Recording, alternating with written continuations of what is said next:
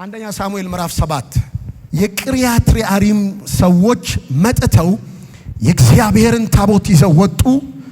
ከዚያም በኮረብታው ላይ ወዳለው ወደ አሚናዳብ ቤት ወሰዱት። የእግዚአብሔርን ታቦት እንዲጠብቅም ልጁን አልዓዛርን ቀደሱት። ታቦቱ በቂርያትይዓሪም ከተቀመጠ ረጅም ጊዜ ሆነው በአጠቃላይ 20 ዓመት ሆነ።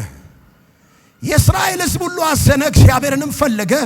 ሳሙኤልንም የእግዚአብሔርን ቤት ሁሉ በፍጹም ልባችሁ ወደ እግዚአብሔር የምትመለሱ ከሆነ ሌሎችን አማልክትና አስታሮትን ከመካከላችሁ አስወግዱ፣ ራሳችሁንም ለእግዚአብሔር አሳልፋችሁ ስጡ፣ እርሱንም ብቻ አምልኩ፣ እርሱም ከፍልስጤማውያን እጅ ይታደጋችኋል አላቸው።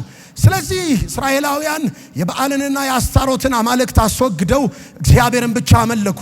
ከዚህ በኋላ ሳሙኤል እስራኤልን ሁሉ በምጽጳ ሰብስቡ፣ እኔም ስለናንተ ወደ እግዚአብሔር ጸልያለሁ አለ። እስራኤላውያን በምጽጳ በተሰበሰቡ ጊዜ ውሃ ቀድተው በእግዚአብሔር ፊት አፈሰሱ። በዚያች ዕለት ጾሙ። በዚያም እግዚአብሔርን በድለናል ብለው ተናዘዙ።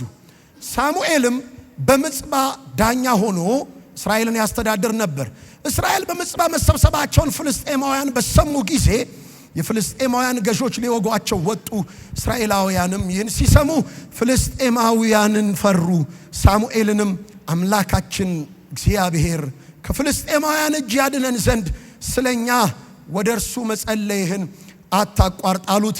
ሳሙኤልም አንድ የሚጠባ የበግ ግልገል ወስዶ ሙሉ ለሙሉ የሚቃጠል መስዋዕት በማድረግ ለእግዚአብሔር አቀረበው። ስለ እስራኤልም ወደ እግዚአብሔር ጸለየ፣ እግዚአብሔር መለሰለት። ሳሙኤል የሚቃጠለውን መስዋዕት በሚያሳርግበት ጊዜ ፍልስጤማውያን እስራኤልን ለመውጋት ቀረቡ። ይሁን እንጂ በዚህ ዕለት እግዚአብሔር በፍልስጤማውያን ላይ ከባድ የነጎድጓድ ድምፅ ስላንጎዳጎደባቸው እጅግ ተሸበሩ። ድልም ተመተው ከእስራኤላውያን ፊት ሸሹ።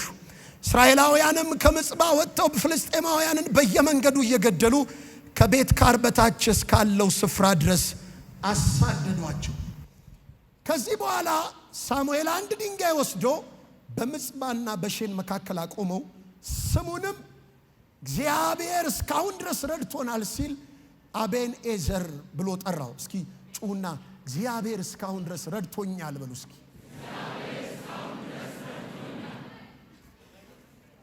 በዚህ ሁኔታ ፍልስጤማውያን ድል ስለተመቱ የእስራኤልን ምድር ዳግመኛ አልወረሩም። ሳሙኤል በሕይወት በነበረበት ዘመን ሁሉ የእግዚአብሔር እጅ በፍልስጤማውያን ላይ ከብዳ ነበር። ፍልስጤማውያን ከእስራኤል የወሰዷቸው ከአቃሮን እስከ ጌት የነበሩ ከተሞች ለእስራኤል ተመለሱላት። ግዛታቸውም ከፍልስጤማውያን ነፃ ወጣች። በእስራኤልና በአሞራውያንም መካከል ሰላም ነበረ ይላል። አባታችንና አምላካችን ቅዱስ እግዚአብሔር ሆይ እንጸልያለን፣ እንድትረዳን እንድታግዘን፣ ስጋና ደም ጸጥ ብሎ መንፈስ ብቻ እንዲያወራ ጸልያለሁ። ጌታ ሆይ ለሊዲያ ልቧን እንደከፈትክ ዛሬ ልባችን እንዲከፈት ጸልያለሁ። ይሄ ቃል ከዛሬ ጀምሮ ዓመቱን ሙሉ የኛ መታወቂያ እንዲሆን ጸልያለሁ። በኢየሱስ ክርስቶስ ስም በጠላት መንደር ከባድ የሆነ ሰው እንድታደርገን በኢየሱስ ስም ጸልያለሁ። ቃልህን በጌታ በኢየሱስ ክርስቶስ ስም ባርክልን። እኔንም ታናሽ ባሪያን አግዘኝ በጌታ በኢየሱስ ክርስቶስ ስም አሜን።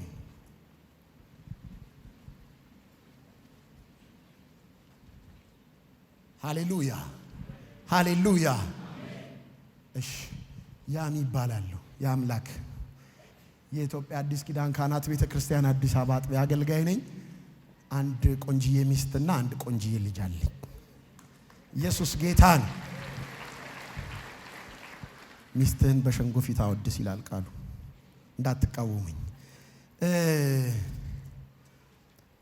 ዛሬ የምናወራው አንድ ጉዳይ ነው።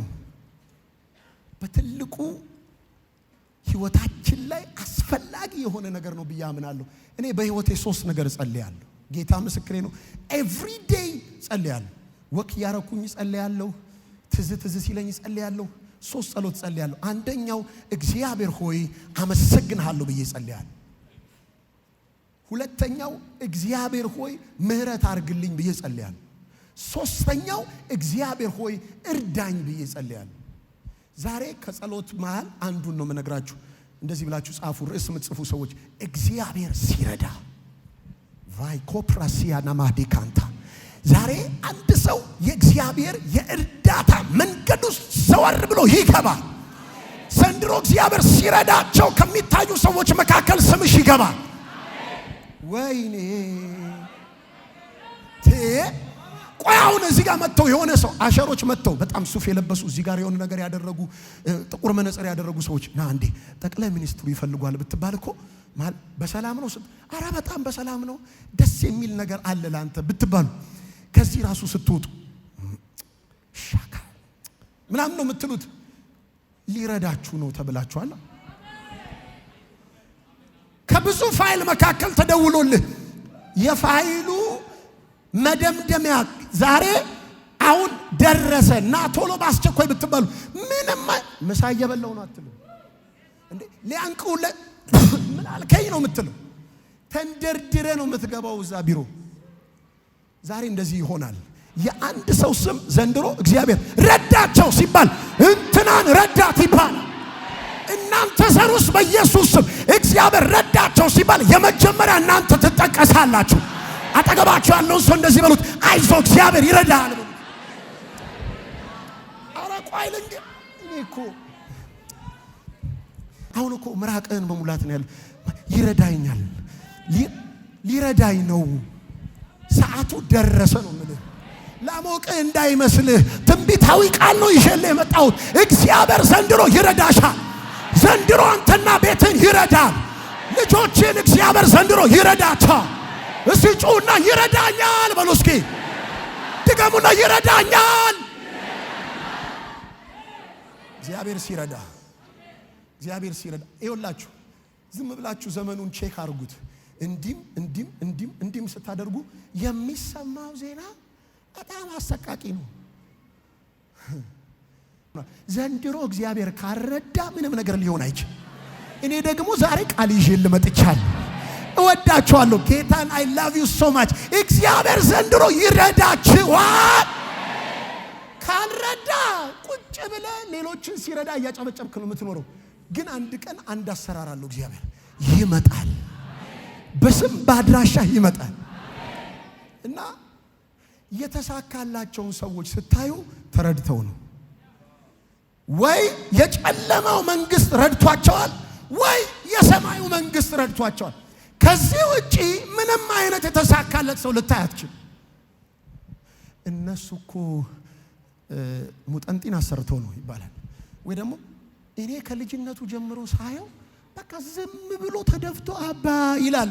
ከሁለቱ ሌላ የተረዳ ሰው አይታችሁም እንደማታውቁ እርግጠኛ ነኝ። ሰውንም ይጠቀም የእናንተንም ጉዳይ ይጠቀም።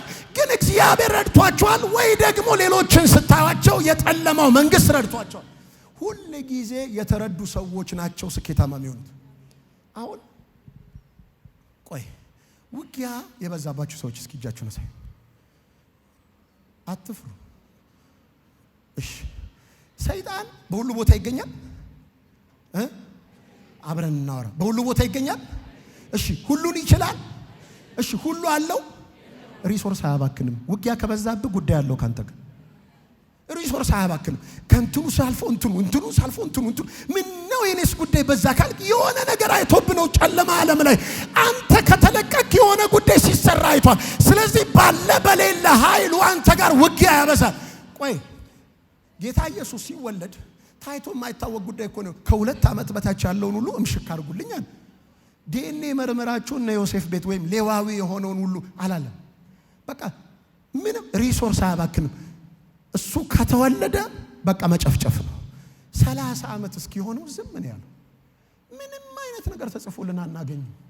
ልክ 30 ዓመት ሆኖት 3 ዓመት ተኩል የእግዚአብሔርን መንግስት መስበክ ሲጀምር ሰማይና ምድርን መገለባበጥ የሚፈልግ አጋንንት አለ።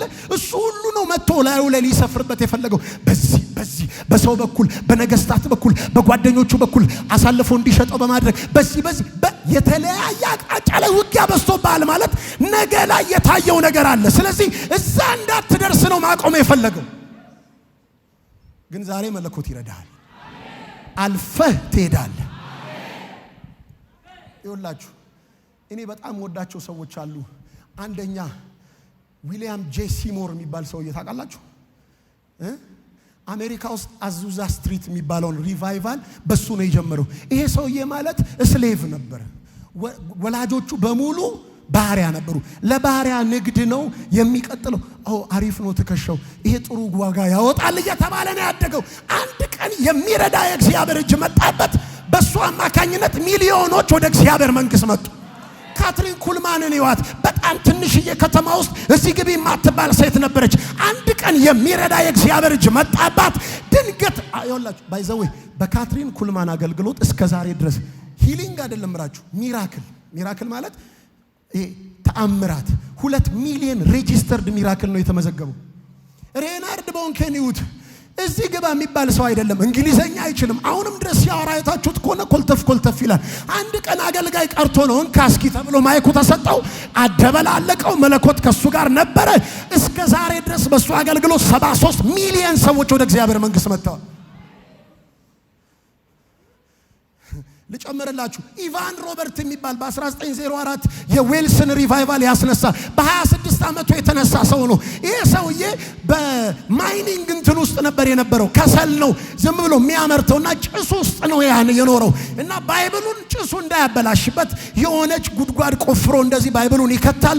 ከዛ በኋላ ስራ ይገባል። በስራው እንትን ብሬክ ሰዓት ላይ ምግቡን ይዝና ባይብሉን ከደበቀበት አውጥቶ ያነባል። ከዛ በኋላ እግዚአብሔር እርዳኝ የሚል ጸሎት ጸለየ። እሱና ሀገሩ ተላልፈው ተሰጡ። ለብዙ ሀገራት የሪቫይቫል ምክንያት ሆነ። ዛሬ ቁጭ ብላችሁ እንድታዩኝ አልፈልግም። የሚረዳ የመለኮት እጅ ይመጣባችኋል። እንደ ሌላ ሰው ሆናችሁ ትለወጣላችሁ። በእናንተ ምክንያት ብዙዎች ምግብ ይመገባሉ።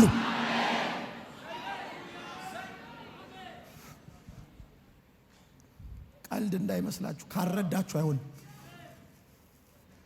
ተራ ሰው ሆኜ መኖር አልፈልግም፣ ተራ ሰው ሆኜ መሞት አልፈልግም የምትሉ ሰዎች ካላችሁ በደንብ አድርጋችሁ አዳምጡኝ። አንዱ ረድቷቸዋል። በዚህ ወይ በዚህ ተረድተው ነው። እስከ ዛሬ ቢላድን ስሙ አለ። ከኔ በላይ ቢላድን ታዋቂ ነው ዓለም ውስጥ። በዛኛው ዓለም ነው የተረዳው። የእናንተን ስም ከብዙ ስኬታማና ታላላቅ ሰዎች ተርታ በኢየሱስ ክርስቶስ ስም እግዚአብሔር በእርዳታው አማካኝነት ያስቀምጠዋል። እና ምን ልትለን ነው ዛሬ ካላችሁኝ፣ እግዚአብሔር ይረዳናል። እግዚአብሔር ሲረዳ የሚሆኑ ነገሮችን ከመንገሬ በፊት መጀመሪያ እንዲረዳኝ ምን ላድርግ ብላችሁ ጻፉ። ይኸውላችሁ እስራኤላውያን ተጨንቀዋል። የተጨነቁት ፍልስጤማውያን ከበዋቸው ነው። በዚህ ጊዜ ደግሞ ሊነግሩት የሚችሉት አንድ ሰው አለ፣ ሳሙኤል ይባላል። ሳሙኤል ደግሞ አንድ ሚስጥር ነግሯቸዋል። እንዲህ ካደረጋችሁ ፍልስጤማውያንን መውጋትና ማሸነፍ ትችላላችሁ ብሎ ፎርሙላ ነው የሰጣቸው። ዛሬ ከሱ ሰውዬ ፎርሙላ ተነስተን እኛ ደግሞ ምን እናርግ የሚለው እናወራለን። ይኸውላችሁ ብዙ ቀን ቆየ የእስራኤል ታቦት ተወስዶ ይልና 20 ዓመት ሆነው ይላል። መቼ ዓመት እንደተቆጠረ ሳታውቁት ነው ከእግዚአብሔር ዞር ስትሉ ሚር ብሎ ይሄዳል እድሜ።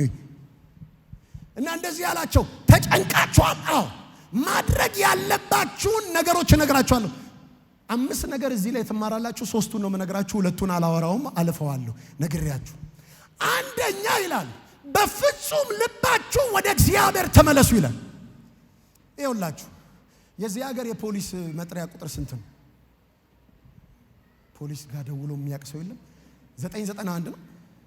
991 991 ደውለህ ማታ 3 ሰዓት ላይ ጤና ይስጥልኝ የፖሊስ ኃይል ነው ምንድነው ምን ልርዳዎት ስትባል፣ አረ መብራት ጠፋ ነገ የልጄ ሰርግ ነው ብትል ብሎ ነው የሚዘጋብ።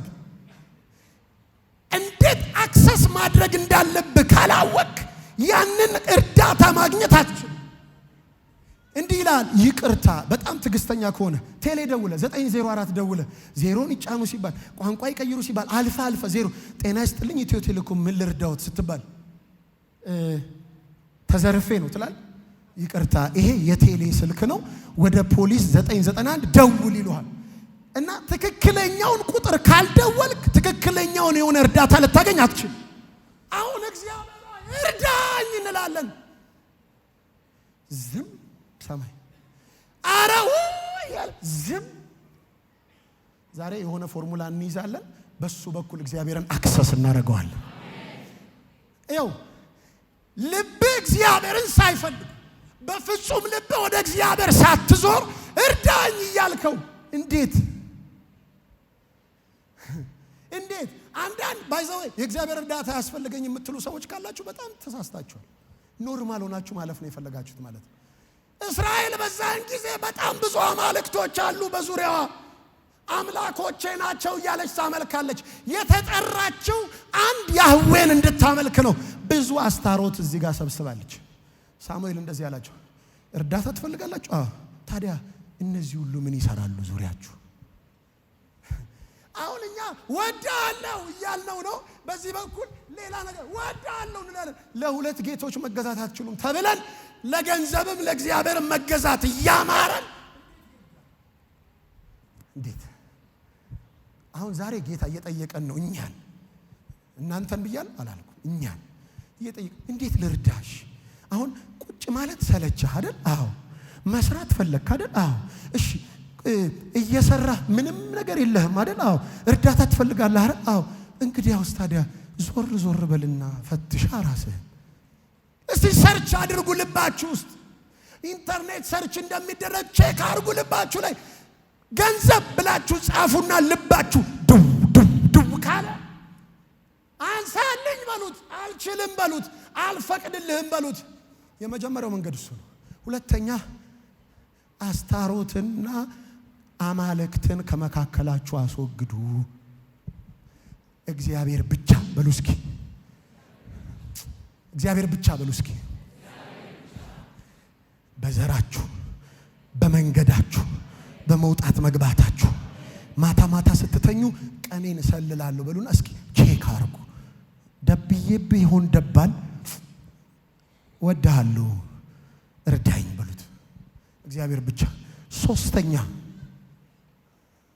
ሶስተኛ ሳሙኤል ይላል አንድ የሚጠባ ጠቦት አምጥቶ በእግዚአብሔር ፊት የሚቃጠል መስዋዕት አድርጎ አቀረበው ይላል። መስዋዕትነት ያለው ህይወት እንዲረዳ ከፈለክ አንተ ለራስህ ብቻ እያግበሰበስክ ከሆነ እግዚአብሔር እንዴት የሼር ይስራ እንዴ? ሰው እንኳን ሰውን ለማመን እኮ በጣም ሰልፊሽ ነው። እመነው ትሉታላችሁ እንዴ? አትሉትም። ሰው እንኳን አብሮ ለመስራት የጋራ ጥቅም ያለበት ቦታ ላይ ነው ራሱን ኢንቨስት የሚያደርገው። እግዚአብሔር ጋር የጋራ ስሩ እንጂ። አራተኛና አምስተኛው ልንገራችሁ። መጨረሻ ላይ ልክ ምዕራፉ ሲያልቅ መሰዊያ ሰራ ይላል እና የማያቋርጥ የጸሎት ህይወት ያስፈልጋችኋል። መሰዊያ ከዛ ይረዳችኋል። አይመስልም፣ ጭር ያለ ይመስላል ሚረዳ። አይኖቼን ወደ ተራሮች አነሳው ረዳቴ ትላላችሁ። የጸሎት ሰው ከሆናችሁ አንድ ቀን የሚረዳ እጅ ይላክላችኋል።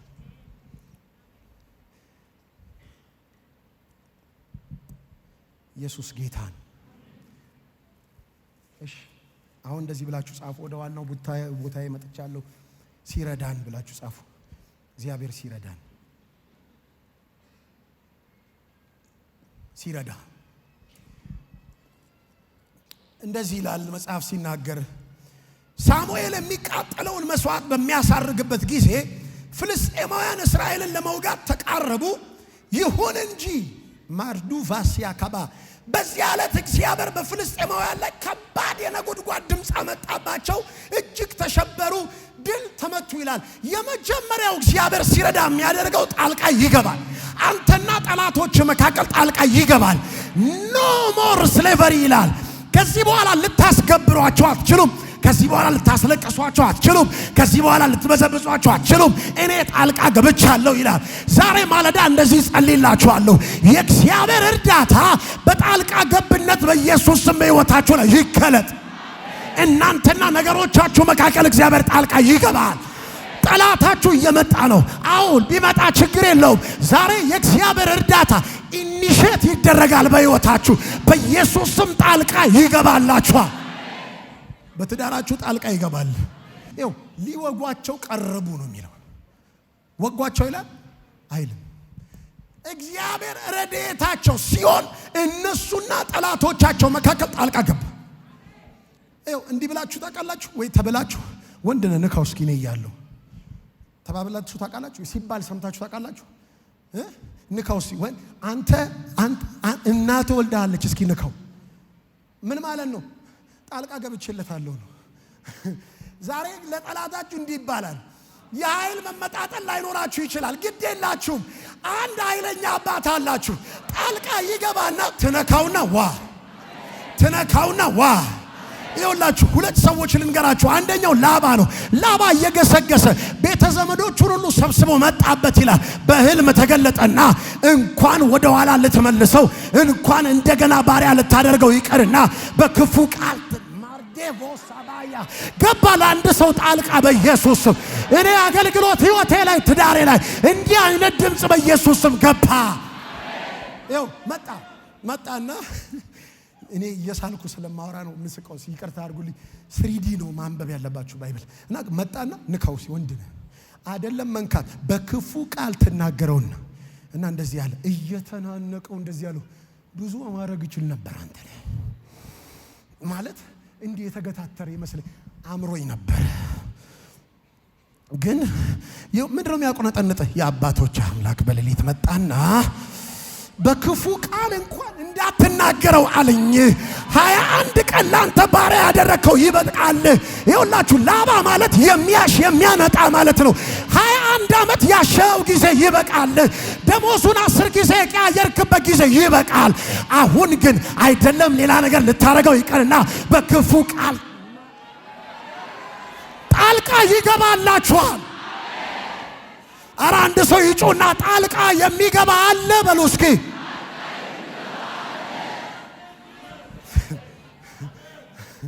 ይኸውላችሁ በዚህ ዘመን ቋንቋ አሜሪካ ትመጣና ጦርነቱን አታቆሙም ትላለች። አላቆምም ስትሉ እኔ ጣልቃ ገባለሁ፣ እርዳታ አታገኙም፣ ብር አልሰጣችሁም፣ ጦርነት ደግሞ እነሱን እደግፍባቸዋለሁ፣ በጦር ጀት አስታጥቃቸዋለሁ፣ ያይሉባችኋል፣ ኢኮኖሚያችሁ ይወድቃል፣ እዳችሁ ይጨምራል፣ እዳ ስረዛ አላደርግም ትላለች። ሳይወዱ በግዳቸው እየተናነቃቸው ያቆማሉ። እንዲህ እያሉ አሜሪካንን እያዩ ተብላችሁ ታውቃላችሁ። ለአንተ ስል ትቼዋለሁ ተብሎ ታውቃላችሁ። እንዲህ አንቆ እኮ ሲጥል ያደርጋል። እንደ ዶሮ እንዲህ አንገታችሁ መጠምዘዝ እየቻሉ አንዳንድ ሰዎች የሚያውቃቸው የሚያከብራቸው ሰው ሽምግልና ይላክባቸዋልና ጋሼ ምን እንዳረገኝ እኮ አንተ አልገባህም፣ ግን ለአንተ ስል ትቼዋለሁ። እኔ ሲያወራ ይሰማኛል። ትዳሩን ልበጠብጠው ነበረ። በቃ ካልክ ምን አረጋ? ጣልቃ ይገባል። ጣልቃ ይገባልሻል።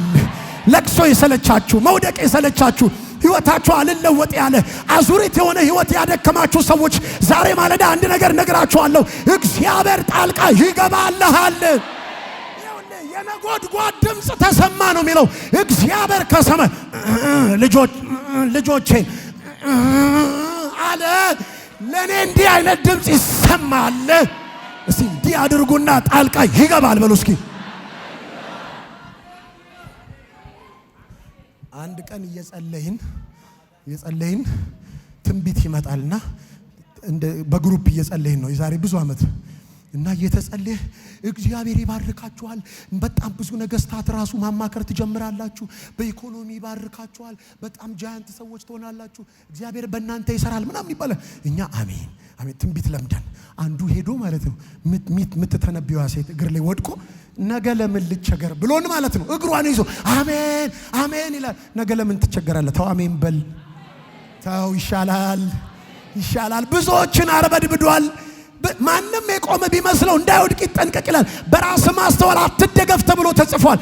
ይኸው አሁን ምንም ላያስፈልግ ይችላል ብለህ ታስባለህ። አንድ ቀን ግን የሚያስፈልግ ጊዜ ይመጣል። በዛ ጊዜ እነግርሃለሁ የእግዚአብሔር እርዳታ በላይ ላይ በኢየሱስ ስም እንደ ዝናብ ይዘንባል። እስቲ ይረዳኛል በሉ እስኪ። ድገሙና ይረዳኛል በሉ እስኪ። ሁለተኞቹን ሰዎች ልንገራችሁ። 430 ዓመት በግብጽ በባርነት ኖረው እያለ አሁንም ባሪያ ላደርጋቸው ወጡ። ባይዘዌ አንድ ቲፕ ልንገራችሁ። ፈርዖን ምን እንዳለ ልንገራችሁ። እነዚህ ሰዎች ከኛ ይልቅ ምን ብለዋል ይላል? በስተዋል። አንድ ሌላስ? እስቲ ጋር ሰምቻለሁ። በርትተዋልና በስተዋል። ምን ማለት ነው? ከተነሱ ማን ነው ጎበዝ? አጠገባቸው ያለውን ሰው እንደዚህ በሉልኝ። አንተን አቅምህን ማታውቀው እንጂ ጠላት ያውቃል በሉት። አይ አንድ ሰው ግን ነቅቷል። የነቃ ይመስለኛል። እነዚህ ሰዎች በርትተውብናል ይላል። እነዛ ደግሞ ምን ይላሉ? ግብጽ ጌታ ይላሉ። ተነስተው መዋጋት ሊጀምሩ እኮ ራሳቸው ግብጾች ናቸው ያሉት። እናስጨንቃቸው፣ ወንዶቹን እንግደላቸው። ለምን? በርትተዋል። ያዘው ነው ያሉ ያሉት። ጠላቴ የበረታብህ እኮ ብርታትን ስላየ ነው። ነገ የምትደርስበትን ስላየ ነው። አቅምሽን ስላየ ነው። ሊያስገብርሽ፣ ሊያስለቅስሽ፣ ዲፕሬሽን ውስጥ ሊከትሽ የፈለገው አቅምሽን ስላወቀ ነው። ዛሬ አንድ ሰው አቅሙን ይረዳል፣ ካለበት ተጽዕኖ ነጥቆ ያወጣዋል። እና እንደዚህ ያሉ እንሂድና በረጅሙ መንገድ ስለመራቸው እንደርስባቸዋለን፣ እንሂድና እንመልሳቸው ብሎ የተመረጡ የግብጽ ሰራዊት ዞር ሲሉ አቧራ ይቦናል። እየሮጡ እንዳያመልጡ ከፊት ለፊታቸው የቀይ ባህር አለ። አጣብቂኝ ውስጥ ሲገቡ አባ ሲሉት እግዚአብሔር ደግሞ መጣና ጣልቃ ገብቻለሁ፣ አታልፉም ወደ እነሱ ልጆቼ ናቸው ብሎ የእሳት አምድ ሆኖ በመካከላቸው ገባ። እግዚአብሔር ዛሬ እንደዚህ ነው የሚያደርግላችሁ። ወደ ቀደመ ህይወታችሁ፣ ወደ ቀደመ ነገራችሁ፣ ወደ ጉስቁልናችሁ፣ ወደ ብቸኝነታችሁ፣ ወደ መገበራችሁ፣ ወደ ለቅሷችሁ በኢየሱስ ስም አትመለሱም ይላል።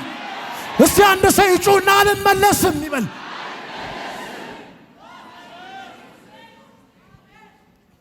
ቃል ለኔ ፈልጌ ነው የመጣሁት የሚለኝ ሰው አትመለሱ። የሰለቻችሁ ህይወት፣ ያማጣችሁት ምጥ ላይ በኢየሱስ ስም አትመለሱም፣ አትመለሱም። ያንገሸገሻችሁ ህይወት ላይ አትመለሱም። ዞር ብላችሁ እንደውም እንደዚህ ይሆናል። መከራን እንዳለፈው አትረሳዋለህ። መከራ ቃል መጣ በኢየሱስ ስም። ለአንዳንድ ሰዎች የትንቢታዊ ቃላችሁ ነው። መከራችሁን እንዳለፈው አትረሱታላችሁ። በኢየሱስ ስም ላታስታውሱት ትረሱታላችሁ። አንዳንድ ሰው አይታል የነበረበትን ረስቷል። የድሮ ፎቶ ካላየ ራሱ ኦ ማይ ጋድ እንዲህ ነበር ለካ ይላል። ምን ሆኜ ነው በጣም ችኑ ማክለው ይላል። አሁን የለበሰውን ልብስ አይቶ ምን ሆኜ ነው እዚህ ጊዜ እንደዚህ እግዚአብሔር እኮ ኬት እንዳነሰኝ ምን ሆነ ነው ስትሉ ረሳሁት ማለት ታቤ አይደለም፣ አስረስቶኝ ነው። አረ በኢየሱስ ስም ያስረሳችኋል። አንዳንድ ሰዎች አላችሁ እዚህ ውስጥ በጣም ማታ ሰው ሳይረዳችሁ ዝም ብላችሁ ያለቀሳችሁ ሰዎች ያስረሳችኋል ማለት እንዲህ ብንን ያረጋችኋል። ስታስታውሱት ያለፈውን ጉዳይና እንቅልፍ እየነሳችሁ ይመጣ ይሆን ይዘኛውን ብላችኋል። በኢየሱስ ስም ላታስታውሱት ትረሱታላችሁ። ጣልቃ የሚገባ የእግዚአብሔር አሰራር ያገኛችኋል። ገባ ጣልቃ። እነዛ በግር ናቸው። የያዙት ሊጥ ነው። የያዙት ጥቂት ወርቅና ብር ነው። ምንም ነገር ሊያደርጉ አይችሉም። የለበሱት የባሪያ ልብስ ነው። ቢደርሱባቸው መግደል ብቻ አይደለም፣ ወንዶቻቸውን ይዘው መመለስና ማስገበር ይችላሉ። እግዚአብሔር ጣልቃ ገባ።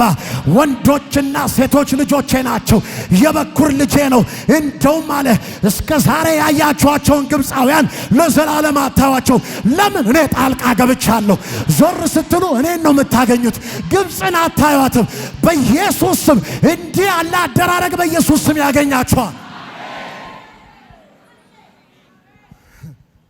እስቲ እንደዚህ እያላችሁ ጣልቃ ይገባልኛል በሉ እስኪ። አንዳንዶቻችሁ ጣልቃ ካልገባ ምንም ነገር እንደማትቀይሩ ታውቁታላችሁ። ጌታ ሆይ ምን ይሻላል? በአቅሜ ሞክሬዋለሁ፣ ከአቅሜ በላይ ነው። ገንዘብ የለኝም፣ በገንዘብ የምወጣው አይደለም። እውቀት የለኝም፣ እንዴት እንደማልፈው አላውቅም። የማውቀው ሰው የለኝም፣ ማማከር እንኳን አልችልም። ዚስ ኢዝ ቱ ፐርሰናል ያላችሁ ሰዎች ዛሬ እግዚአብሔር ጣልቃ ይገባላችኋል። በኢየሱስ ስም ከነገራችሁ ጋር ያፋታችኋል። ልጆቼን ልቀቃቸው ይላል። እንደዛ አይደል የሆነው?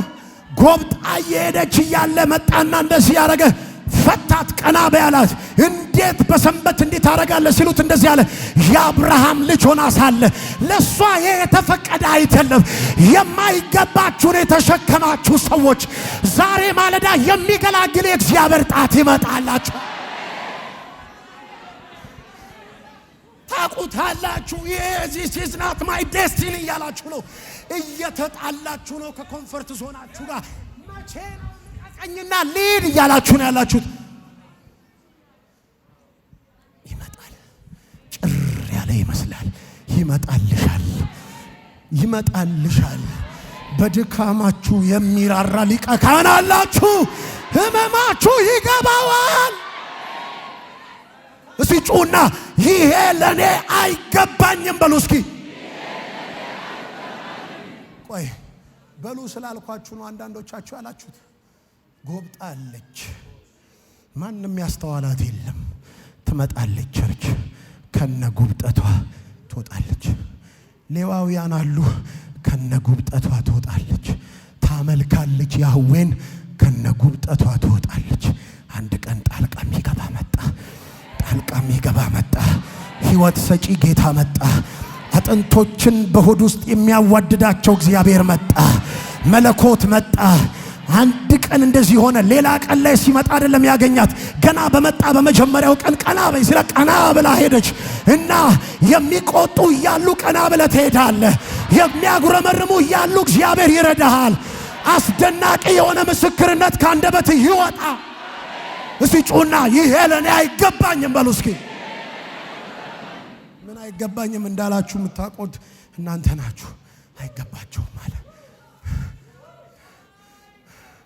ፈርዖን መጥቶ ምንድነው የምትለው ቢለው እግዚአብሔር አይገባቸውም። ያመልከኝ ዘንድ ልቀቀው፣ ይደሰት ዘንድ ልቀቀው፣ ይስቁ ዘንድ ልቀቃቸው። ባርነት ለልጆች አይገባም አለ። የእሳት አምድ ሆነ። አታልፍም አለው። እነሱና እነሱ መካከል ገባ። እነዚህ ልጆቼ ናቸው አለ። አልፈ ለግብ ለማስገበር አትችልም። አልፈ ልትመልሳቸው አትችልም። በኢየሱስ ስም እንዲህ የሆነ አሰራር ጣልቃ ይገባልሻል።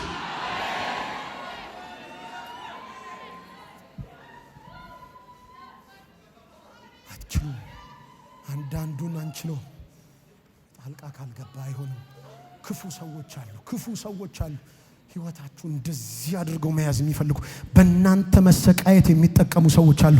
እና የሚደሰቱ ሰዎች they don't care። ዘር ማንዘር ቢገብርላቸው they don't care። አንድ ቀን ሳትስቅ ብትውል ብታደርስ they don't care። ግን ኬር ያለው እግዚአብሔር በአባታችን በሰማያት አለ። እሱ ግድ ይለዋል። ጣልቃ ይገባልሃል። ልጆችህን የምትመግበው አጣህ፣ ጣልቃ ይገባል። ግድ የላችሁም። ተጨንቃችሁ ያላችሁ ሰዎች ጣልቃ ይገባል። ቶሎ ልበል። ሁለተኛ፣ አንደኛ ጣልቃ ይገባል ብያችኋለሁ።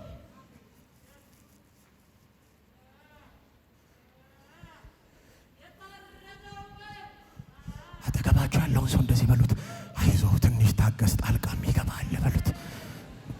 ባልዞራችሁበት ዙሩና አይዞ የሚወዳ አለ በሉት። የሚራራ አለ በሉት። አለ ትንሽ ገንዘብ ስላለችኝ እኮ ነው የተወጣኋት። ከዚህ በኋላ ግን እንዴት እንደማረገው አላቅም አላችሁ። አለ ይሄኛው ምንጭ ቢቋረጥ ይኸውላችሁ ማርዱቮስ ፕራዲያ ከባንታ በኩራት ፋፋ ተሸሽጎ ያለ ቁራ ምግብ እያመጣለት ከምንጩ ደግሞ ውሃ እየጠጣ ያለ አንድ ቀን ይላል ከዝናብ ካለመኖሩ የተነሳ ምንጩ ደረቀ ይላል። እግዚአብሔር መጣ። ወደ ሰራብታ ሂድ፣ አንዲት ታላቅ ሴት አዘጋጅቼልሃለሁ። ይሄ ደረቀ፣ አዎ አይዞ ሌላ አዘጋጅቼልሃለሁ። አሁን እጃችሁ ላይ ያለ ነገር ቢደርቅ እንኳን እግዚአብሔር ሌላ ያዘጋጃል። አምናችሁ እዚህ ከተማ የመጣችሁ ሰዎች፣ አምነው አለው እዚህ ብላችሁ እዚህ ከተማ የመጣችሁ ሰዎች፣ አምነው አለው ብላችሁ አገልግሎት የጀመራችሁ ሰዎች ያመናችሁት ይታመንላችኋል።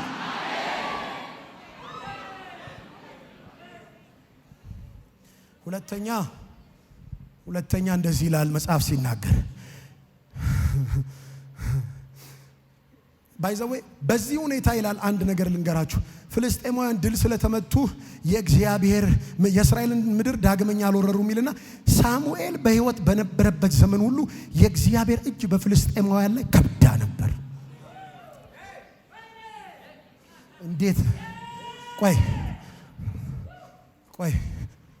ፍቅር ጋር ልሂድና ባይብሌን ውሰድብኝ።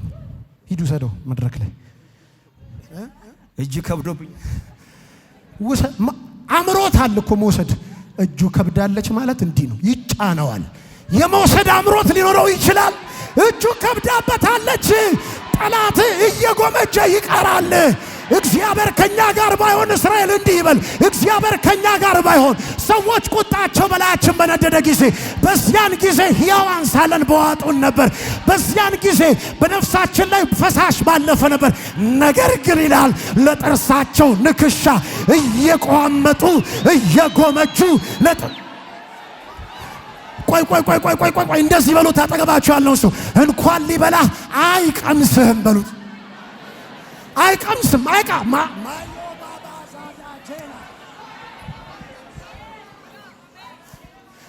እያማረው አይተጣቃላ። አንዳንድ ሰው እያማረው አበላም እንዴ ስትለው ሽታው ራሱ እንደሚጣፍጥ ያስታውቃል።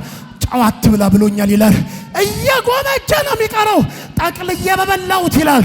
እንደዚህ ነው የሚቀረው ጠላት። ድራርን እየጎመጀ ልጆችን እየጎመጀ አገልግሎትን እየጎመጀ መቀጥ አይችልም። እስኪ አንድ ሰው ይጩና ጣልቃ የሚገባልኝ አለ በሉ እስኪ።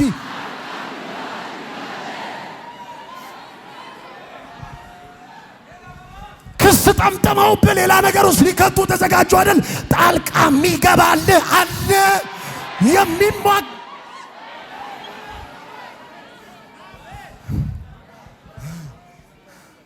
የሆነ የሚሰበር ነገር አግኝቼ ማድረግ ነው የሚወጣልኝ። አይቷል።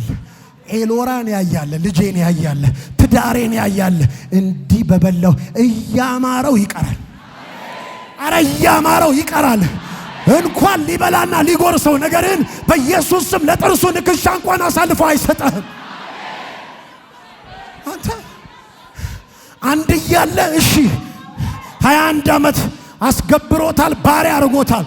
አሁን የሁለት ክፍል ሰራዊት ሆኖ ጎመጀ። እሱ ባሪያ ከሆነ ሌዊ ባሪያ ሊሆን ነው። እሱ ባሪያ ከሆነ ይሁዳ ባሪያ ሊሆን ነው። ስለዚህ ብዙ ባሪያዎች ባለቤት ሊያደርገው ስለሆነ ሄዶ ሊይዘው ፈለገ። እግዚአብሔር ጣልቃ ገባ አለ። ለኔ ብሎ የሚናገር አለ። ድምፅ ከሰማይ ያለው አለ። ድምፅም በድምፅ የመሻር መብት ያለው አለ። እንዳትነካው ብሎ ማስጠንቀቅ የሚችል ጌታ አለ። እሱ ጌታ ጣልቃ ይገባ። ቁጭ በል። ይህም ቤትና ይህንን ራእይ ምንም ነገር ሊያደርግ አይችልም። እጁ ይከብድበታል። እኔ አምናለሁ እጁ ይከብድበታል። I love this vision, I love this church። ስለዚህ ምንም I love my leader። ምንም በቃ እኔ ስለ ራሴ ብቻ ተንብዬ ለምን እንዴ ማገለግልበት ቤት ነው። አይችልም። ጣልቃም ይገባል። አቤት ይላል። ማርዱኩስ ፑሩባሽ አዳቬን ሳኪያማንዳ አይበዘብዝህም፣ ሰላም አያሳጣሽም። አጠገባችሁ ያለውን ሰው እንደዚህ አድርጉልኝና ትንቢታዊ ነው። እንደዚህ ብላችሁ ያዙትና እስቲ ተነስ በሉት። እንዲህ በደንብ እንደዚህ ብላችሁ ያዙትና ተነስ እስኪ በሉት።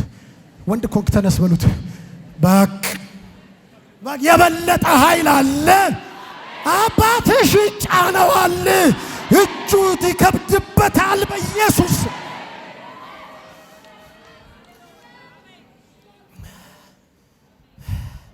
ሁለተኛ ባይዘው እጁ ከብዳ ነበር።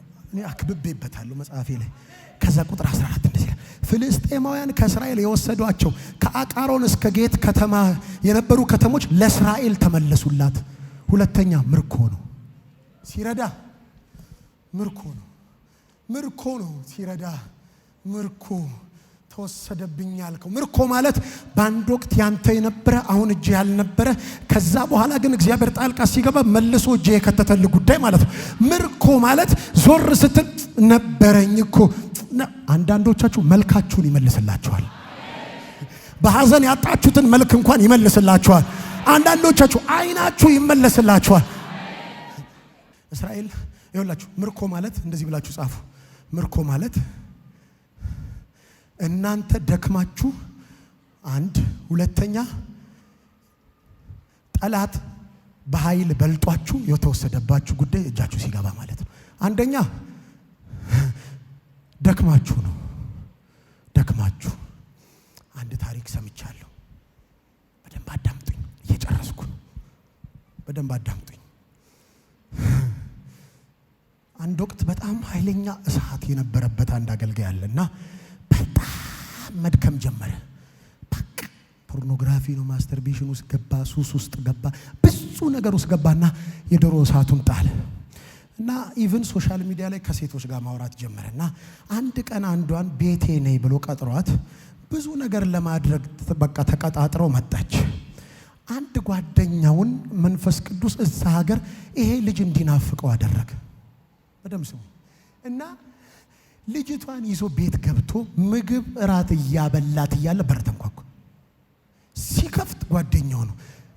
ከትላንትና ወዲያ ነው እዚህ ሀገር የገባሁት። ቤትን ሳፈላልግ አሁን ነው ይሄ ነው ቤቱ ተብዬ የመጣሁት። እንዴት ነው አይ ሚስ ዩ ሶ ማች ብሎ አቀፈው። ተናደደ። ባላቀው ይሻለኝ ነበር እያለ ነው። ጨርሷል። እሱ ተስፋ ቆርጧል እና ቁጭ አለገው። አግባ አትለኝም ሲልና አግባሽ ቁጭ በል ምግብ አለ ብላ አለው። እየበሉ እያለ ተዋወቃት ጓደኛዬ ነች ምናምን ብሎ አስተዋወቀው። እየበሉ ስለ ድሮ ጉዳይ መጫወት ጀመሩ። አይገርምህም? ያኔ እግዚአብሔር በእኛ ሲሰራ ማለት ጀመረ። ይሄኛውም ሰውዬ አዎ ያን ጊዜ እግዚአብሔር እንደዚህ ተጠቅሞብን ተሰርቶብን እንትን ሆኖ እያለ እያወራ ድንገት ማርታቻ ካባ ሰባባ ማለት ጀመረ። እሳቱ ተንቦገቦገ። ድንገት ባነነና ነቃና እንደዚህ ያለው እግሩ ስር ወደቀና ዛሬ እግዚአብሔር በአንተ ተጠቅሞ አዳነኝ አለው። ከዛ በኋላ በፊት ካደረገው ነው እየበለጠ እያደረገ ሄደው። ደክመ ያጣው ነገር ተመልሶች ይገባል። ምርኮ ባይዘወይ የእግዚአብሔር ነው። አሁን የማወራችሁ የእግዚአብሔር እርዳታ አንድ የእግዚአብሔር ባህሪ አለ፣ ምህረት ይባላል። እሱ ምህረት ይገንላችኋል። የነበረ ነገር ያጣችሁት ጉዳይ፣ ትላንት የነበራችሁ ጉዳይ፣ የናፈቃችሁ ነገር ተመልሶቻችሁ ይገባል። ትዝ አይልህም? የሆነች ሴት ሱነማዊት አይደል ልጇን ከሞት ያስነሳላት ኤልሳ። እንደዚህ ይላል መጽሐፍ ሲናገር፣ እኔ አላነበውም እናንተ ገብታችሁ አንብቡት። ሁለተኛ ነገሥት ምዕራፍ 8 አካባቢ ነው ያለውና መጣና ኤልሳ ራብ አለ አላት። ሚስጥር ነው። እስራኤል ሁሉ በራብ ሊሞት ነው። 7 ዓመት ሙሉ ራብ አለ፣ ሂጂ አላት። እግዚአብሔር የሚወዳቸውን ያስመልጣል ባይዘው እና ሄዳ በፍልስጤም ምድር 7 ዓመት ቆየች ይላል። 7 ዓመት ከቆየች በኋላ ተመልሳ ራቡ እንዳለቀ ስታቅ ተመልሳ መጣችና ስለ ምድሯና ስለ ቤቷና ስለ እርሻዋ ንጉሥ ዘንድ ልትጮህ ገባች ይላል። ያ ቅጽበት ደግሞ ማለት ግያዝና ንጉሱ እየተነጋገሩ ነው። ምን የሚል ንግግር ነው የሚነጋገሩት? እስቲ ኤልሳ ያደረገውን ነገር ሁሉ ንገረኝ እያለው ነው። እና ከሞት ያስነሳላት ልጅ እንደዚህ እያለ ሲነግረው ሴትዮዋ ስትገባ ይኸውልህ ንጉሥ ሆይ ያቺ ሴት ማለት አሁን የነገርኩ ነው። ያኛው ብላቴና ማለት ኤልሳ ከሞት ያስነሳው ነው ሲለው ልጅ ሰውየው ምን ፈልገሽ ነው ሲላት እርሻ ነበረኝ፣ ቤት ነበረኝ፣ 7 ዓመት አጥቼዋለሁ፣ እርሻው ይመለስልኝ ሲል ንጉሱ እንደዚህ ያለ እርሻው ብቻ አይደለም 7 ዓመት ሙሉ እርሻው ያላፈራው ፍሬውን ሁሉ እንደገና አምጡና ስጧት አለ። የባከነ ዘመናችሁን ሁሉ እየጠቀለለ የሚያጎርስ አንድ ሲዝን አለ። ያ የምርኮ ጊዜ ይባላል። በኢየሱስ ስም ያ ጊዜ ይምጣላችሁ።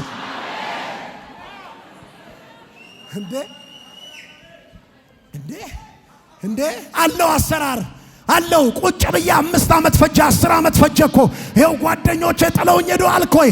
አረ ችግር የለውም። በ2 ሌሊቶች እግዚአብሔር የ20 ዓመት ሥራ መስራት ይችላል። ሊረዳ ከፈለገ ድንገት የሆነ ለንደን ሀገር ያለ ሰውዬ ኢትዮጵያ እንድትናፍቀው አድርጎ ድንገት መተህ ሻ ገብተህ ልትገዛ ስትል እንዴት ነህ ስትባባል ሰላም እንዴት ነህ እንትን አባላለሁ እስቲ ንገረኝ እንደዚህ እንትን አሪፍ ነው ይሄ ብራንድ አሪፍ ነው እንትን ተወዷል አንተ አው ምናምን እያወራኸው ከዛ መንፈስ ቅዱስ ሲያረጋው ማነህ ግን ሲልህ እንትና ነኝ እንደዚህ ነው እንዴ እኔ ላግዝህ እችላለሁ እና አገሬን አፍቃይ ነው ኖ መንፈስ ቅዱስ ሂድና እሱን አገኘው ብሎ ነው እንጂ መጣው እኔን ፈልገህ ነው እንጂ መጣው ታዘህ ነው እንጂ መጣው አገሬን አፍቃ አይደለም ትለዋለህ። አንዳንድ ቀናቶች አሉ ያለፉ ቀናቶችን በሙሉ ሰብስቦ ሊያጎርስ የሚመጣበት። ቆይ ልንገራችሁ፣ ተምች ደጎቢያ አንበጣና ኩብኩባ የበሉባችሁን ምኖች አቤት የበሉባችሁን ስንዴዎች ነው የሚለው። ተምች እኮ የሚበላው እኮ ስንዴ ነው። አንበጣ የሚበላው እኮ እርሻ ነው። ነገር ግን የዓመታት ድካማቸውን ሁሉ የቆጠረ ጌታ አለ። የበሉብህ ተምችና ኩብኩባ ናቸው። እምመልሰው እኔ ነኝ አለ። የምመልሰው እኔ። የበላብህ ሱስ ሊሆን ይችላል። የሚመልሰው እግዚአብሔር ይመጣል። የበላብህ ድካም ሊሆን ይችላል። ኃጢአት ሊሆን ይችላል። የሚመልሰው እግዚአብሔር አለ።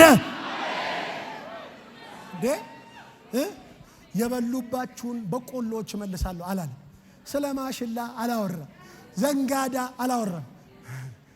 ስንዴ አይደለም ዘመናት እመልስልሃለሁ። ዓመታት ጠቅልዬ አጎርሳለሁ። የበላብህ ያ ነው። መመልሰው እኔ ነኝ። ይኸውልህ መልሱለት ቢል ቆይ አንበጣን መጥቶ የበላኸውን መልስ ቢለው ቮሚት ነው የሚያደርገው እንጂ ራሱኑ መመለስ አይችልም። እግዚአብሔር ሲመጣ ዓመታቶቹን የበላው ስንዴ ነው፣ የተመለሰው ዓመት ነው። ግድ የለህም። አጠገባችሁ ያለውን ሰው እንደዚህ በሉት፣ ተረጋጋ በሉት። ምንም የሚያመልጥ ጊዜ የለም በሉት። እግዚአብሔር የካሳ ጊዜ አለው በሉት። ምርኮ የሚባል አሰራር አለው በሉት። እግዚአብሔር ይረዳሃል በሉት። ተቀምጣችሁ ብዙ ነገር የፈጃችሁ የመሰላችሁ ሰዎች እድሜ ያለቀ፣ ቁንጅና ያለቀ፣ ሴትነት ያለቀ፣ ጉብዝና ያለቀ፣ ይኸው ገንዘቤን ጨረስኩኝ ያላችሁ ሰዎች እግዚአብሔር አንድ ሌሊት ይበቃዋል። የተበሉባችሁን ዓመታት በሙሉ ይመልሳቸዋል።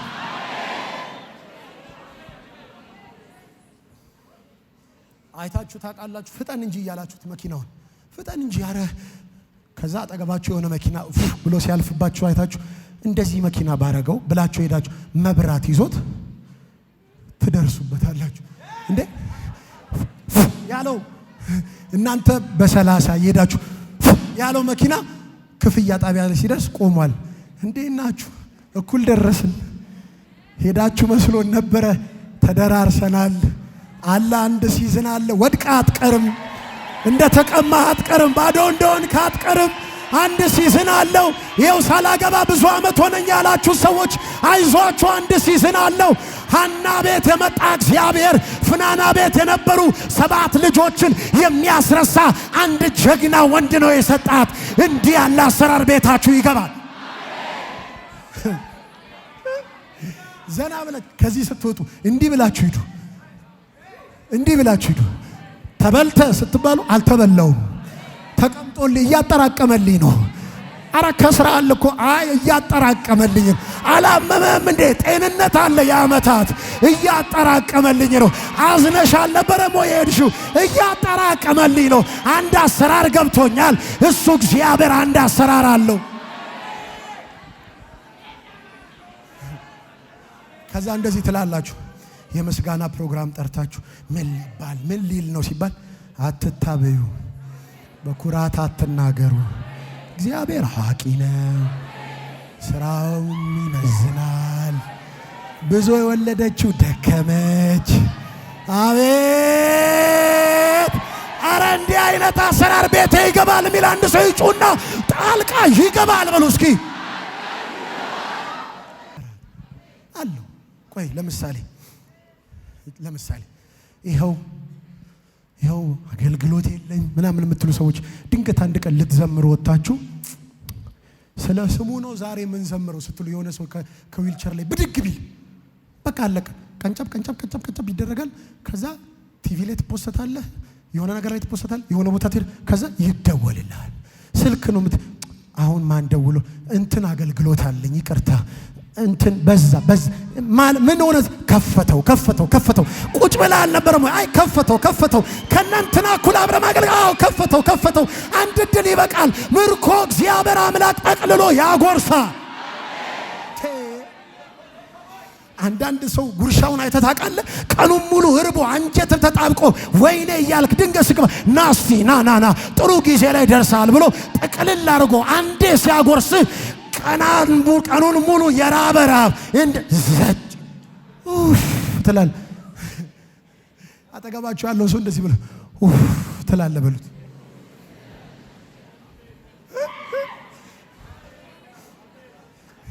የሚያጎርስህ ጌታ ነው አለው። ሲጠቀልል ያንተን ያክል መሰለ የሚጠቀልለው እንዲህ ነው ጠቅልሎ የሚያጎርስ እና የዘመናት ረሃብ ዘጭ በአንድ ጉርሻ እኮ ነው። ልድገም ስትባል ቆይ አንድ ልረጋጋ ከበደኝ ትላለህ። በቃ እግዚአብሔር እንዲህ ነው ሲመጣ አመጣጡ እንዲህ። አረ ጌታ ሆይ የለህም የት አለህ? የለህማ የለህም። የት ሄጄ ልሳለም? ስለት የት ሄጄ ልሳል ብላችሁ ሊሆን ይችላል። ግራ እስኪገባችሁ ደርሳችሁ አንዴ ዶልዶሌው አባ መላቸሩ ሲመጣ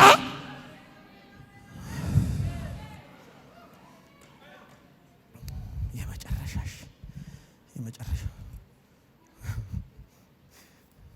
መዝሙር 126 ላይ ባይዘው አንድ ቃል ልጨምርላችሁ። ምን እንደሚል ተቃላችሁ? እግዚአብሔር የጽዮንን ምርኮ በመለሰ ጊዜ ህልም እንጂ እውን አልመሰለንም። ህልም እየመሰለህ ምርኮ ይሰጣል። የማወራው ስለኔ እኮ አይደለም ስላንተም ነው። ህልም እየመሰለሽ እጅሽ ይገባል። አንቺ ልጅ አታገቢም እንዴ? እስከ መቼ ነው? አንቺ ልጅ ተመርቀሽ እስከ መቼ ነው ስራ የሌለው? ግድ የለም።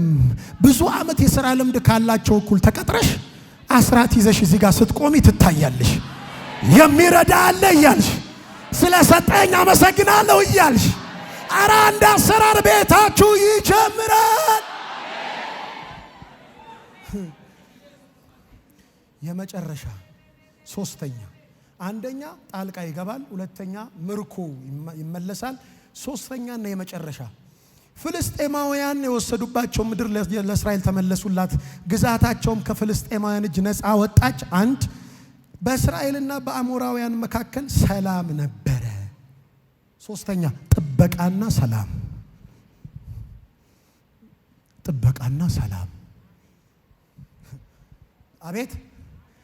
አቤት እግዚአብሔር ሲረዳ ሶስተኛ ምን ይሆናል?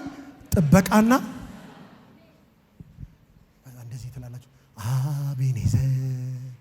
አቤኔዘር እስከ ዛሬ ድረስ እግዚአብሔር ረድቶናል። እንደ በሉት እስኪ ድንቅ አድርጎልናል፣ ባህሩንም ከፍሎ አሻግሮናል። አንድ ሰው ይሄን መዝሙር ቤት ውስጥ ድንኳን ተደኩኖ የሆነ ቦታ ላይ ቆሞ ምን የምትመሰክረው ነገር አለ ሲባል አናልፈውም ብለን ያለፍነው የእኛስ ታሪካችን ብዙ ነው፣ እያለፍን በድል ጎዳና አሸበረቅን በምስጋና። ማሚ ዘምሪ እንጂ ትላታለ። አቤኔዘር ዳዲ ዘምር እንጂ ይሄን ያደረገው እግዚአብሔር እኮ ነው። ምን ሆነ ነው ቆመ የምታይኝ ትላላችሁ። አጎቴ ዘምር እንጂ አክስቴ ዘምሪልኝ እንጂ እግዚአብሔር ነው የረዳኝ እኮ። ያ የምታውቁት ብላቴና ነው እዚህ ጋር የቆመው።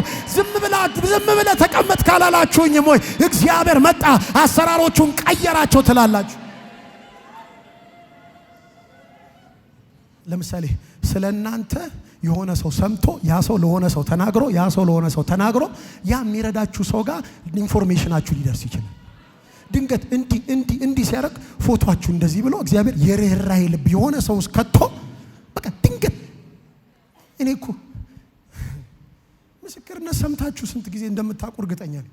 አይገርምህም? ያኔ እኛ ቤት መጥቶ ሱሪ ይወስድ ነበር፣ እኛ እኮ እንደዚህ ያደርግለት ነበር። አሁንማ ተው በቃ አሁንማ በቃ እኮ እግዚአብሔር አከበረው። እኔማ እጠረጥራለሁ ሁሉ በጌታ ነው ይጸልያል። ግን እንደው ድንገት ያው የዘመኑ ጉዳይ አይታወቅም፣ የሆነ ቦታ ሄዶ አሰርቶ ሊሆን ይችላል እንጂ ያው እኮ ቀባኝ እያለ ነው የማውቀው። ድንገት ግን ቀየረውና ከተላላቆች መሃል አስቀመጠው። ሳላውቅ ነፍሴ ዞር ስትል በከበረው ሰረገላ ላይ ራሳችሁን እንዲህ ያለ ቦታ ታገኛላችሁ። ሶስተኛና የመጨረሻው ጥበቃና ሰላም ነው። ሲረዳ ዝናቡ አታስወጣቸው እያለኝ አጠገባቸው ያለው ሰው ተረጋጋ፣ ቃሉ ስላላለቀ ነው በሉት። ስንወጣ ችግር የለም ትሄዳለህ በሰላም በሉት። ይኸውላችሁ ጥበቃና ሰላም ነው። በዛን ጊዜ እስራኤልና አሞራውያን ሰላም ነበሩ ይላል እግዚአብሔር። ይኸውልህ ሶስቱም ባይዘው እያደገ የሚሄድ ጉዳይ ነው። አንደኛ ጣልቃ ይገባልሃል። ጣልቃ ከገባልህ በኋላ የተበሉ አሞታቶችን ምርኮ አድርጎ ይመልስልሃል። ከዛ እንደገና እንዳይወሰድብህ ሰላም ያደርጋል ከጠላትህ ጋር። በቃ አትደራረሱም። ሶስተኛው አሰራር አለው እግዚአብሔር። ይኸውላችሁ ዳንኤልን አይታችሁታል። በአንበሶች ጉድጓድ ተቀምጦ እያለ ሲገቡ እኮ መብላት ይችሉ ነበር እያደረግ ከዛ ጠዋት ሲመጣ በፊቱ በደል አልተገኘብኝምና አንተንም አልበደልኩምና አባቴ መልአኩን ልኮ የአንበሶችን አፍ ዘጋ። አጠገባችሁ ያለውን ሰው እንደዚህ በሉት፣ ግድ የለህም በሉት፣ ሰላም ይሆናል በሉት፣ ግድ የለህም በሉት፣ እግዚአብሔር ይረዳሃል በሉት፣ ሰላምና ጥበቃ ይበዛልሃል በሉት። አረ ንገሩት፣ ትንቢት እንደሚናገር ሰው ንገሩት፣ ግድ የለህም እግዚአብሔር ጥበቃ አለው በሉት፣ ሰላም ትሆናለህ በሉት። እናገራለሁ ዛሬ ማለዳ እንደዚህ ይሆናል። በቤታችሁ፣ በትዳራችሁ፣ በልጆቻችሁ፣ በጤናችሁ፣ በአገልግሎታችሁ ላይ ሊከፈት የታቀደ ጦርነት በኢየሱስ ስም እግዚአብሔር ጣልቃ ገብቶ ሰላም፣ በኢየሱስ ስም ሰላም፣ አይታችሁ ማታውቁት ሰላም ይመጣላችኋል። ጩኸት፣ እልልታ፣ ጨብጨባ አያያያያ እንደዚህ አይደለም። ቃል እንደመጣለት ሰው በደንብ አድርጋችሁ ለጌታ ክብር እልልታና ጨብጨባ። እሺ አጠገባችሁ እንደዚህ በሉልኝ፣ ሰማህ በሉት። ስለ እኔ ብቻ ነው ወይ ስለ አንተም ነው በሉት። እኔ አምኛለሁ በሉት። በዚህ ዓመት በሉት ላታውቀኝ ትችላለህ በሉት። ምስክርነቴን ግን ይደርሳል በሉት። ንገሩት፣ ላንተዋወቅ እንችላለን በሉት። ስለ እኔ ግን ትሰማለህ በሉት። እረዳኝ ስል ትሰማለህ በሉት። አገዘኝ ስል ትሰማ። አረ ምስክርነት ትሰማ። ንገሩት፣ ንገሩት፣ ንገሩት፣ ትሰማለህ ስለ እኔ በሉት።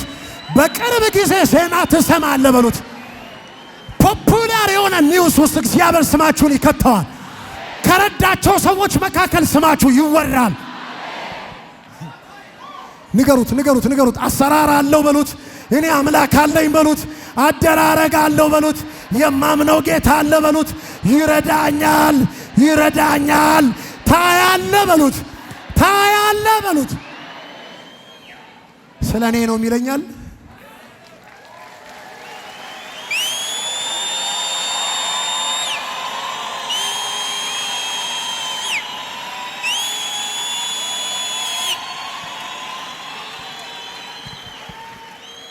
እንደዚህ ምንድነው የሚያደርገው ካላችሁ እኔ ቃሉን ተነክቼበት ነው የመጣሁት። ይሰማል። ታቋለ ቲክቶክ ላይ እንዲህ ስታረግ የሚመርቀው ልጅ እሱ እኮ ነው ይሄ። አሃው እኔ እኮ የት ነው ማቀው ብዬ ነው ይባላል። ታቃታለ ቸርች እዛ ጥግ ላይ የምትቀመጠው ልጅ እሷ እኮ ናት ይባላል። አንዳንዶቻችሁ ባለቤቶቻችሁ ነው የሚታወቁት። እናንተ ብዙ ነገር ሰርታችሁ አትታወቁ ይሆናል። በኢየሱስ ስም የእግዚአብሔር እርዳታ በእናንተ ላይ ይመጣል። ባሎቻችሁን ሚስቶቻችሁን ይረዳ፣ እናንተንም ይረዳችኋል። ቆይ የቋመጣችሁለት ህይወት የለም። እዛ በደረስኩ ምጥ ይዞኛል ያላችሁት ደርሳችሁ ስምማን ያምላክ ምንድነው? አይ እንደዚህ እግዚአብሔር እንደረዳኝ ለአውራ ብዬ ነው። ናሽ አውራሽ ጌታ ረዳኝ አመስግኑልኝ። ምን አረገልህ? አንደኛ ጣልቃ ገባልኝ፣ ሁለተኛ ምርኮ ሰጠኝ፣ ሶስተኛ ጥበቃና ሰላም ሰጠኝ ብለህ በጌታ ሰላም ቁጭ ትላለህ። እንዲህ አይነት ምስክርነት ቤታችሁ ይግባ። እጸልይላችኋለሁ በጌታ በኢየሱስ ስም ሰዎችን ግራ እስኪያጋባ ድረስ የሚለውጥ የእግዚአብሔር እጅ ቤታችሁና አገልግሎታችሁ ላይ በኢየሱስ ስም ይመጣል። በኢየሱስ ስም ይመጣል።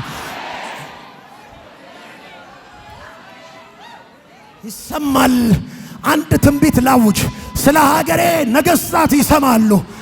እዛ ሀገር ሪቫይቫል መጣ ይባላል። አፈራችን ለመድኃኒትነት ይፈለጋል። በኢየሱስ ስም እግዚአብሔር አለ ይባላል።